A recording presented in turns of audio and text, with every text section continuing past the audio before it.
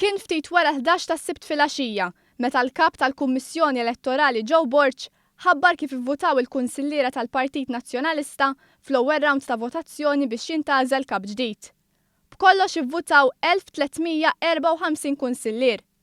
Adrian Delia ġab l-ikbar ammont ta' voti mill-Kunsilliera Nazzjonalista, b'kollox kiseb 616 il-vot. Distak ta' kważi 200 vot minn Krissajt li ġab 425 vot. Fil-waqt li Alex Kalaxxone ġab 296 vot u Frank Portelli ġab 11 vot biss.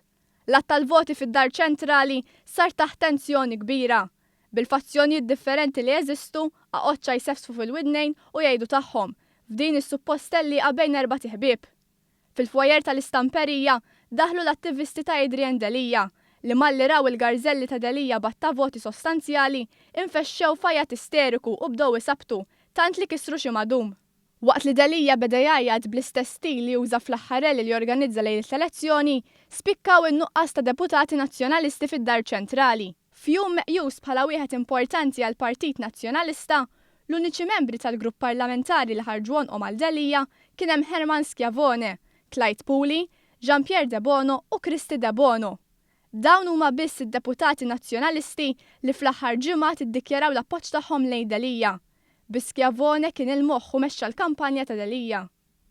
Ma' Krissajt baqa' sal-aħħar Jason Azzoppardi li għalkemm fuq il-profil tiegħu ta' Facebook daħal bruħu u ġismu għal sajt, nies qrib tiegħu ma ħallewniex nieħdu filmati tiegħu u jagħti l-istruzzjonijiet lil kontestant tawċi.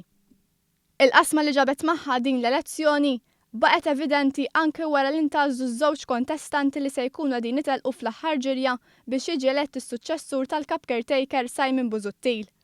Wara r-riżultat, Adrian Delia u Krissajt ma ndirizzawx lill-ġurnalisti flimkien, kif in il-prassi u kif ġara qabel. Delia talab il-wifqa fuq is-sufan fid-Dar ċentrali u minkejja li tkellem fuq l-inklusività fil-verità għamel mod ieħor. Dan għaliex wara l-qal tiegħu baqa' ħireġ il-barra u ma żilx li jmur għall-konferenza tal-aħbarijiet ma' sajt. F'kumment li tal il-ġurnalisti, Delia biddel id-diska mal-ewwel u ma lissinx kelma kontra l-establishment nazzjonalista. Anzi saba bitqila biex jikkritika l-establishment li għadu jiddetta l-aġenda fil-Partit Nazzjonalista. Dottor Delia, da taraħ bħala vot kontra l-establishment minnaħa tal-tesserati llum? Naraħ bħala vot favur id-demokrazija. U mhux kontra l-establishment. Favur id-demokrazija. Minnaħa tiegħu Krissajt dar mal-lewża meta mistoqsi jekk hux komdu bix-xenarju li jtellaq ma' dak li fl-aħħar jiem ġie kkundannat mill-Partit Nazzjonalista. Ftit tal-jiem ilu l-Partit Nazzjonalista kkundanna dak li issa se tkun ittellaq miegħu quddiem it-tesserati.